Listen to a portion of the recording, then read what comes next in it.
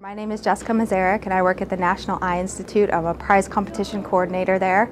And the National Eye Institute, or NEI, is part of the National Institutes of Health, and that is the major biomedical research funding agency in the United States. And so, of course, as the name suggests, the Eye Institute is very interested in funding eye research, all the way from basic research through the clinic. So we're having a prize competition, and what we would like is for new ideas to generate mini retinas in dishes, and we want these to be used for disease modeling and drug testing.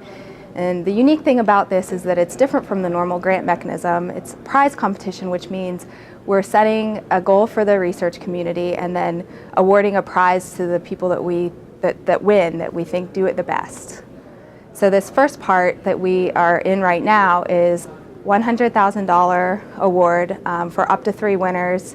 And we're just asking right now for ideas to improve protocols that already exist, or incorporation of new technologies to really make these mini retinas as close as they can get to functional human retinas.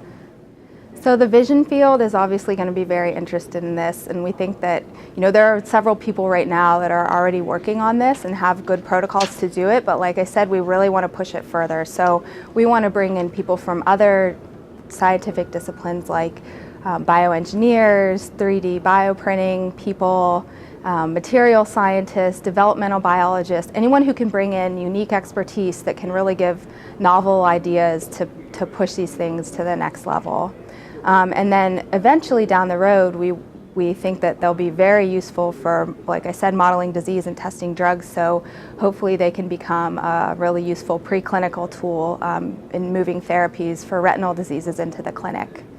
So we're going to start the second part of this in the fall, and during that part we're going to actually be asking people to develop their prototypes, and that should last for about 2 to 3 years. And when I say prototype, that's what I mentioned with the mini retina and the dishes. We want something very functional that recapitulates the structure and morphology, and eventually, hopefully, it can be commercialized and broadly used by the research community and companies, like, for example, drug companies for toxicology screening and other purposes. They'll be a really useful model to be used throughout the research community. One of the things we want to do with this challenge is to make the mini retinas very reproducible and robust, so they can be, the protocol can be applied in different labs. Right now there are experts that can do this, and it's pretty specific to certain labs, but we want something that can be used a little bit more broadly, and then that can also be picked up by pharmaceutical companies and used for drug screening, drug validation, and toxicology screening. People are going to come in with hopefully modeling diseases, so AMD might be something that could really benefit from this, not just from treatments, but also understanding the pathology of that disease. But we'll see when the proposals come in. August 1st they're due, and we'll have a better idea of what kind of diseases people are going to try to model at that point.